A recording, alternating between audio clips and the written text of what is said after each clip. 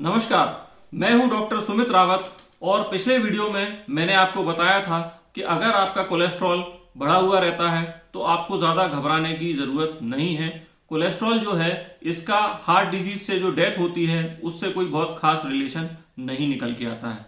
तो क्या मोटापे का इससे रिलेशन है? तो ऐसा भी नहीं है कि जो लोग मोटे होते हों या जो लोग ज़्यादा एज के होते हों उनकी हार्ट डिजीज से डेथ ज़्यादा होती है। हार्ट डिजीज जो है हमारा नंबर 1 किलर है और हमारे देश में और गांव में शहरों में जो है मौत का सबसे अधिक मौतों का कारण बनता है। तो क्या चीज़ है वो मैंने आपको बताया था कि इंसुलिन रेजिस्टेंस करके एक जो चीज़ है इससे डिसाइड होता है कि किसी व्यक्ति की हार्ट डिजीज से मृत्यु होने की संभावना कितनी अधिक है। तो ये इंसुलिन रेजिस्टेंस क्या होता है? ये यूनिवर्सिटी ऑफ कैलिफोर्निया की एक टीम ने ये पता लगाया कि मतलब अमेरिका की कि जो हार्ट डिजीज से डेथ होती है, अगर इंसुलिन रेजिस्टेंस बढ़ता जाता है तो हार्ट डिजीज से जो डेथ है उसकी संभावना भी बढ़ती जाती है। तो ये इंसुलिन रेजिस्टेंस क्या है?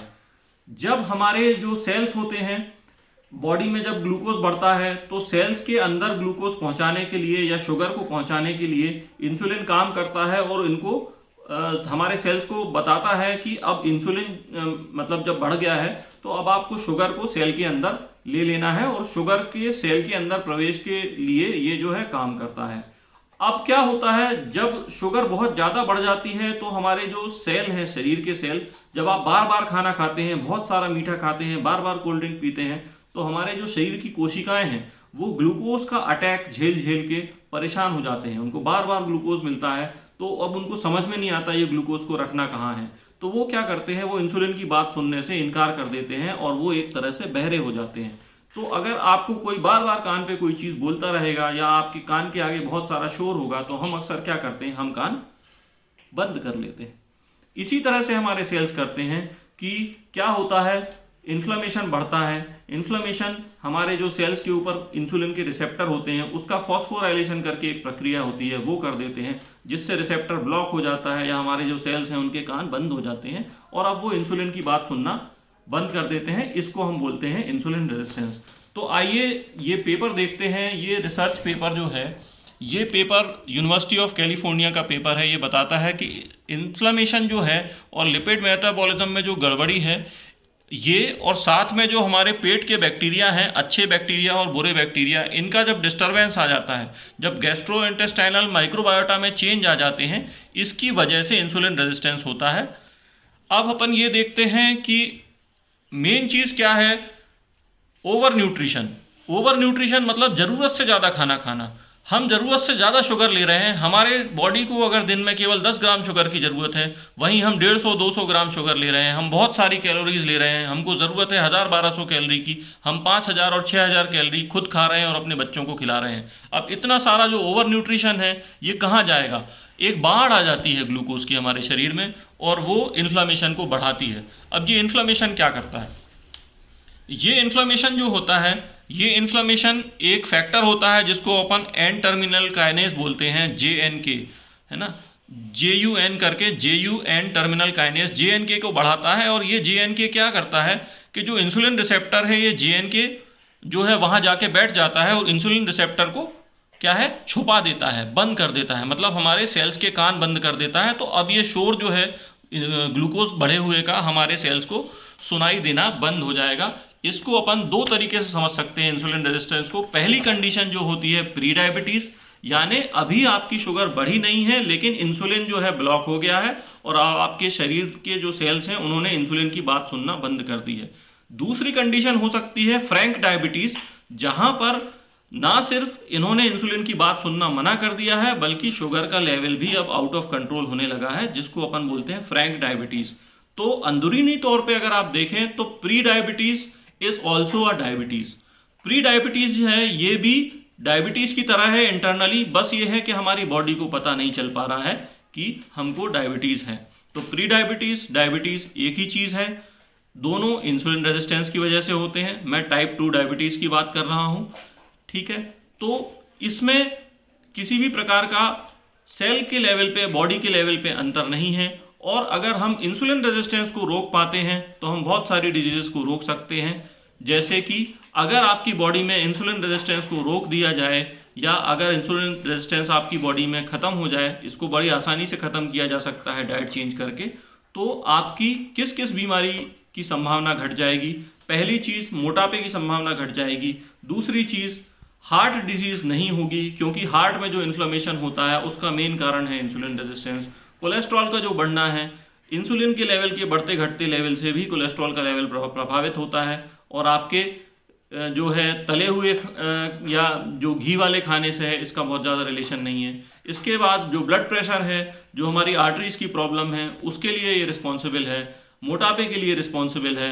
इसके अलावा जो फैटी लिवर डिजीज़ होती है, जिसको मेटाबॉलिक सिंड्रोम बोलते हैं, और जो सेंट्रल ओबेसिटी होती है, मतलब तोंद का बढ़ जाना, इसके लिए भी ये इंसुलिन रेजिस्टेंस ही रिस्पॉन्सिबल होता है। बहुत सारी जो चर्म की बीमारियां होती हैं, जैसे कि एक्ने हैं, बालों का झड़ना, और आपके स्किन पे स्पॉट्स आना, आपके डार्क स्पॉट्स आना, सनबर्न्स आना, बहुत छोटी सनलाइट में बहुत कम एक्सपोजर में सनबर्न्स आना, इस तरह की प्रॉब्लम, इसके साथ आपका एक्सीमा की प्रॉब्लम, ये सारी प्रॉब्लम्स के लिए इंसुलिन रेजिस्टेंस जो है रिस्पॉन्सिबल होता है।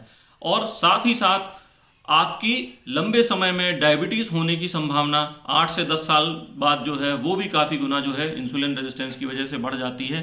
और अगर हम अभी करंटली देखें WHO की वेबसाइट पे, तो डायबिटीज़ जो है ये दुनिया में एक बहुत बड़ी प्रॉब्लम है, और लगभग 422 मिलियन जो हैं लोग वो डायबिटीज़ से अभी पीड़ित हैं, और ये दुगने होने जाने वाले हैं। तो अगर आप आज ही अपनी लाइफस्टाइल बदल देंगे, और आज ही आप अगर अपने 2 टेस्ट करके ये पता लगा सकते हैं कि आपको इंसुलिन रेजिस्टेंस है या नहीं है, तो आप ये जो 400 मिलियन बढ़ के 800 मिलियन होने वाला है, उस 800 मिलियन में शामिल होने से बच सकते हैं। क्योंकि WHO का ये प्रेडिक्शन है कि बहुत जल्दी ये जो डायबिटिक की पॉपुलेशन है ये डबल होने वाली है। तो हमको ये जो डबल होने वाले हैं इनका हिस्सा नहीं बनना है, बल्कि हमको इसको 422 से आधा करके हमको 200 से भी कम करना है।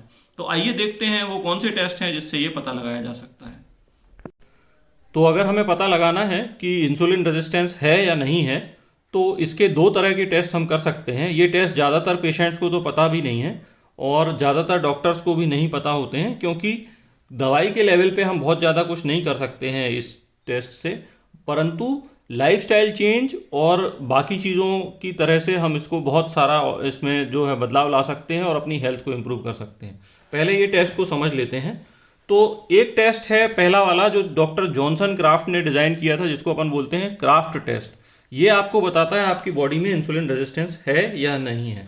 तो इसका जो प्रिंसिपल है वो इस चीज़ पे बेस्ड है कि जब हम शुगर लेते हैं, या हमने कोई कोल्ड ड्रिंक लिया, या हमने ग्लूकोज का सोल्यूशन लिया, तो ये आप मान लेते हैं 0 मिनट ये टाइम है, और ये ग्लूकोज की वैल्यू है। तो टाइम के साथ जैसे आप 30 मिनट बाद ग्लूकोज नापेंगे और 60 मिनट बाद ग्लूकोज नापेंगे, तो ये धीरे धीरे बढ़ता जाता है, और 60 मिनट के बाद एक नॉर्मल पर्सन में ये धीरे धीरे कम होकर अपने नॉर्मल लेवल पे आ जाता है। ये एक मान लेते हैं ये 50-60 के आसपास का लेवल है, ये 120 है ग्लूकोज का लेवल, तो ये 120 के नीचे ही रहता है ग्लूकोज का लेवल, और ये धीरे धीरे नीचे आ जाता है। अब जिस टाइम पे ये ग्लूकोज का लेवल चल रहा होता है, उस समय इंसुलिन के लेवल पे क्या हो रहा होता है, एक नॉर्मल पर्सन में जिसको डायबिटीज़ नहीं है, ये हमारा इंसुलिन जो है ये बढ़ेगा, और ये इंसुलिन जो है ये धीरे धीरे करके शुगर को जो है कंट्रोल कर लेगा, और ये इंसुलिन भी हमारा नॉर्मल इतना चलता रहेगा। ये है नॉर्मल। अब अगर इंसुलिन के रेजिस्टेंस डेवलप हो जाता है, तो रेजिस्टेंस डेवलप होने पे क्या होगा कि हमारे जो बीटा सेल्स हैं, जो इंसुलिन बनाने वाले सेल्स हैं पैनक्रियास के, उनको बहुत मेहनत करनी पड़ेगी, बहुत सारा इंसुलिन बनाना पड़ेगा, क्योंकि इंसुलिन की बात जो है ना, वो अब हमारे जो सेल्स हैं वो समझ नहीं रहे हैं, वो बहरे हो गए हैं, उनका ब्रेक फेल हो गया है।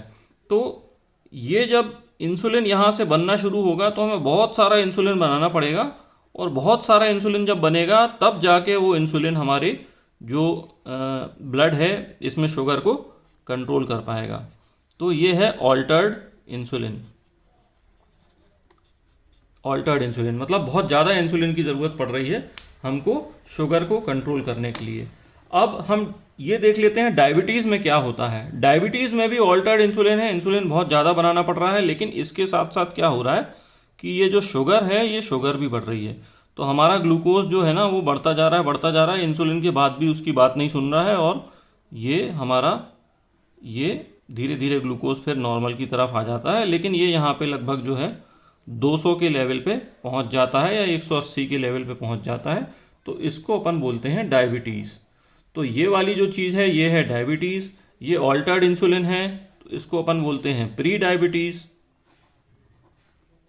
और ये है नॉर्मल। अब ये कौन सी डायबिटीज़ है? ये टाइप 2 डायबिटीज़ है। और अगर हमारा इंसुलिन बन ही नहीं रहा है और इन दैट केस अगर ग्लूकोज हमारा बढ़ रहा है, तो ये जो हमारा इंसुलिन है ये सेक्रीट ही नहीं हो रहा है, ये बिल्कुल नीचे बना हुआ है, इंसुलिन बनाने की क्षमता पूरी तरह से ख़त्म हो चुकी है।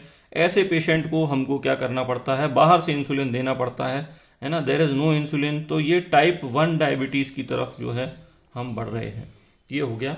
अच्छा, ये टेस्ट जो है बहुत मुश्किल होता है, क्योंकि इसमें क्या है 30 मिनट पे, 60 मिनट पे, 90 मिनट पे, 120 मिनट मतलब 2 घंटे पे बार बार हमको शुगर नापनी पड़ती है, बार बार हमको इंसुलिन नापना पड़ता है। इसका एक आसान तरीका है इंसुलिन रेजिस्टेंस पता लगाने का, जो दूसरा तरीका है जिसको अपन बोलते हैं सी पेप्टाइड टेस्ट। क्योंकि इंसुलिन बॉडी में जितना भी तैयार होता है वो सी पेप्टाइड से ही तैयार होता है, और जितना इंसुलिन बढ़ रहा है वो सी पेप्टाइड के बढ़ने के बाद इंसुलिन, सी पेप्टाइड उससे अलग हो जाता है, सी पेप्टाइड इंसुलिन रह जाता है। तो ये सी पेप्टाइड का लेवल जो है ये एलिवेटेड रहता है अगर आपकी बॉडी में इंसुलिन रेजिस्टेंस है तो। और अगर आपका टाइप 1 डायबिटीज़ है तो ये सी पेप्टाइड जो रहेगा वो काफ़ी कम मात्रा में रहेगा। तो सी पेप्टाइड के 2 फायदे हैं। पहली चीज़ कि अगर आपको टाइप 2 डायबिटीज़ है या प्री डायबिटिक है तो ये बढ़ा हुआ मिलेगा। अगर टाइप 1 डायबिटीज़ है तो सी पेप्टाइड जो है वो नॉर्मल लेवल से काफ़ी कम रहेगा। ये आपका 0 से लेके और लगभग 3.8 की वैल्यू तक जो है सी पेप्टाइड नॉर्मल होता है। इससे ज़्यादा हो गया तो उसको हम बढ़ा हुआ बोलते हैं। तो ये हमने जानकारी ली 2 बहुत इंपॉर्टेंट टेस्ट के बारे में, जिससे हम इंसुलिन रेजिस्टेंस और हम अपने बीमार होने की संभावना को जान सकते हैं और समय पे एक्शन लेके हम बीमारियों से बच सकते हैं। तो हमने अभी देखा कि ये 2 टेस्ट ऐसे हैं जिनके माध्यम से हम पता लगा सकते हैं कि हमको डायबिटीज़ होने की संभावना है या नहीं, या हमको हार्ट डिजीज़ अगर हो जाती है तो उससे मृत्यु की संभावना जो है क्या वो ज़्यादा है या कम है, और उसको हम कैसे कम कर सकते हैं। और अगर हमारे पेट के बैक्टीरिया को हम चेंज कर लें तो ये जो 2 टेस्ट हैं इनकी वैल्यूज़ को हम नॉर्मल ला सकते हैं। और पेट के बैक्टीरिया कैसे चेंज होंगे, अच्छे बैक्टीरिया जैसे एकरमेंसिया है और प्रोवोटेला है, ये कैसे बढ़ेंगे? ये ऐसे बढ़ेंगे कि पहली चीज़ आपको शुगर बंद करनी है, दूसरी चीज़ आपको जो प्रोसेस्ड फूड है वो बंद करना है, जैसे मैगी, पास्ता, नूडल्स, ये सब चीज़ें आपको बंद करनी है। इसी तरह आपको ज़रूरत से ज़्यादा मीठी चीज़ें नहीं खानी हैं, फ्रूट्स लिमिटेड मात्रा में खाने हैं, सीज़न पे ही खाना है, और हमको फ्रेश वेजिटेबल्स ज़्यादा से ज़्यादा खाने हैं, और खाने का टाइम भी हमको नियमित करना है। हमको केवल दिन में 8 से 10 घंटे ही खाना है। उसके बाद हमको जो late night dinner, late night party, ये सब अवॉइड करनी है। अल्कोहल का सेवन जो है वो नहीं करना है। तो ये सब चीज़ों का पालन करके हम इन बीमारियों से बच सकते हैं, और यही मेरा उद्देश्य है कि इंडिया जो है हेल्दी इंडिया बने। तो फिर से आपसे बोलता हूँ, जय हिंद, जय भारत, स्वस्थ भारत, नमस्कार।